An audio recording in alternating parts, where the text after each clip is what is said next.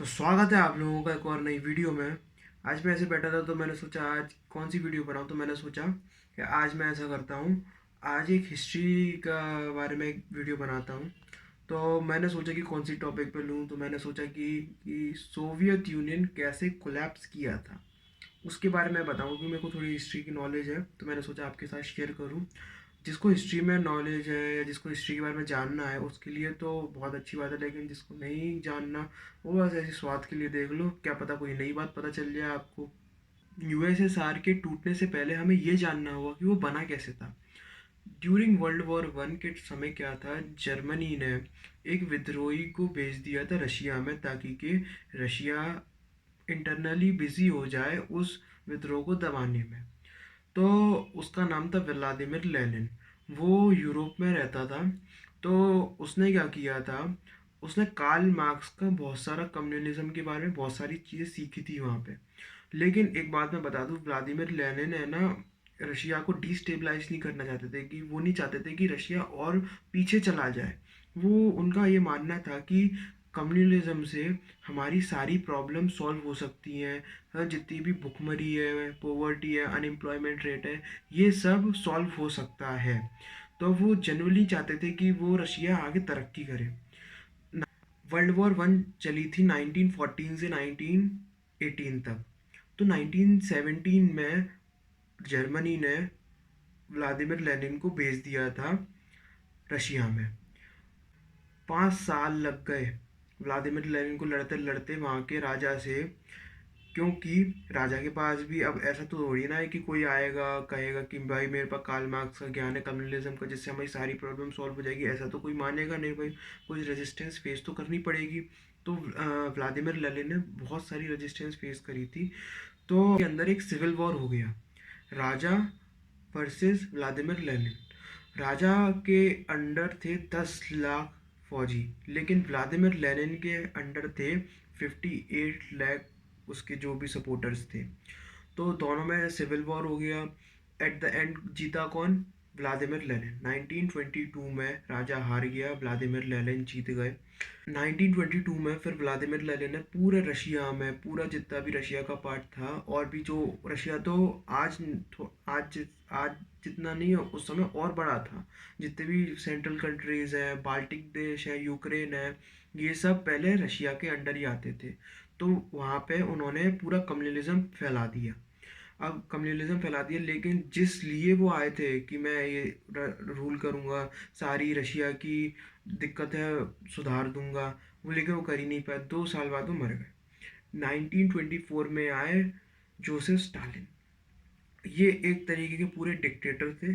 इन्होंने पूरा रशिया के अंदर एक तरीके से अपनी मनमर्जी चलाई है। हालांकि मैं एक बात बता दूं, जोसेफ स्टालिन के अंदर रशिया वर्ल्ड वॉर 2 जीता था, लेकिन उनकी जो बहुत सारी पॉलिसीज़ थी वो उन लोगों को पसंद नहीं आती थी, क्योंकि वो कहते थे कि जहाँ पे पॉपुलेशन कम है वहाँ पे फोर्स माइग्रेशन करा देते थे। और वो बोलते थे मैं जो कर रहा हूँ वो बहुत ज़रूरी है for the sake of Russia. जो मैं कर रहा हूँ, मेरे को किसी को मारना है तो आप ही के लिए ही कर रहा हूँ, मैं आप ही की तरक्की के लिए कर रहा हूँ, वो कहते थे, लेकिन वो अपनी डिक्टेटरशिप चलाते थे। जोसेफ स्टालिन मर गए 1953 में। उसके बाद रशिया के अच्छे दिन आ गए, क्योंकि 1953 में जोसेफ स्टालिन मर गए, तो उसके बाद रशिया के अच्छे दिन आ गए। ये स्पेस रेस में यूएसए को चैलेंज करते हैं। ये रशिया पहला देश बनता है जो स्पेस में एक अपना सैटेलाइट लॉन्च करता है। रशिया पहला देश बनता है जो एक इंसान को स्पेस में भेजता है। रशिया एक पहला देश बनता है जो एक फीमेल को स्पेस में भेजता है। रशिया बहुत मतलब 1960s 70s के टाइम पे रशिया बहुत आगे जाता है, यूएसए को चैलेंज देता है। सोचो आप तो कितना आगे जाता होगा। 1960s 70s के टाइम पे रशिया बहुत इकोनॉमिक पावर बन जाता है, लेकिन रशिया कुछ सालों बाद 1980s के टाइम पे रशिया में आ जाती है स्टैग्नेशन, क्योंकि ये अपनी नई पॉलिसीज नहीं ला पाता है। 1980s से रशिया का डाउनफॉल स्टार्ट हो जाता है, क्योंकि 1979 से 1989 तक एक रशिया ने लड़ाई लड़ी थी अफगानिस्तान में, इन्वेजन जिसे कहते हैं इन्वेजन ऑफ अफगानिस्तान। वहाँ पे वो बहुत बुरा फंस गया था। ये देश अपनी नई पॉलिसीज़ नहीं ला पाता है, जिससे ये और पीछे चला जाता है बाकी यूरोप की कंट्रीज से और बाकी अमेरिका से।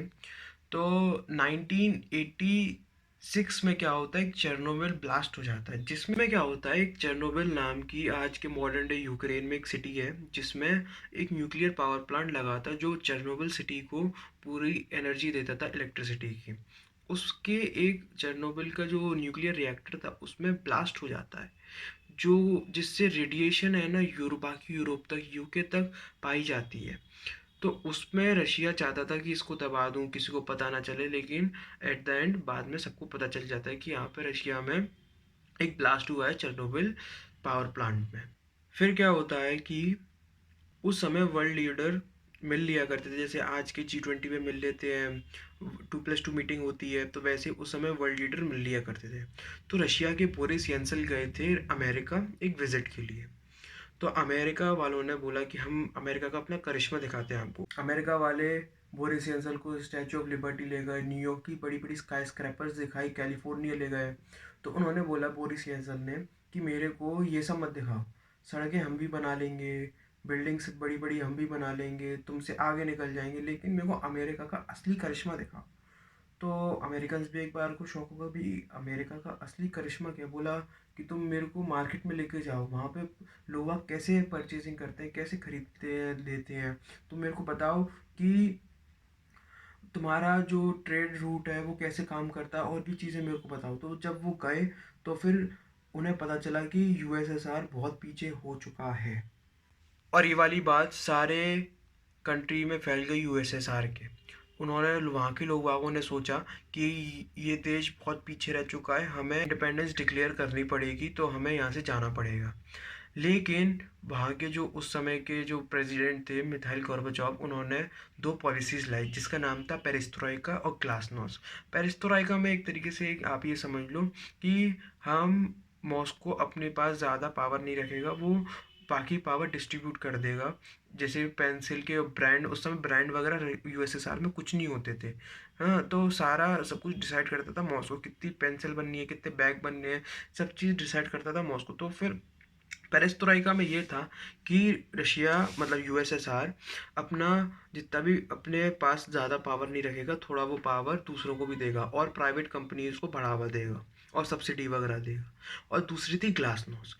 ग्लासनोस्ट में ये था कि जो भी फ्रीडम होगी लोगों को अपनी बात कहने की सरकार से, या फिर और ज़्यादा ओपनली अपनी बात रख सकते हो सरकार के सामने।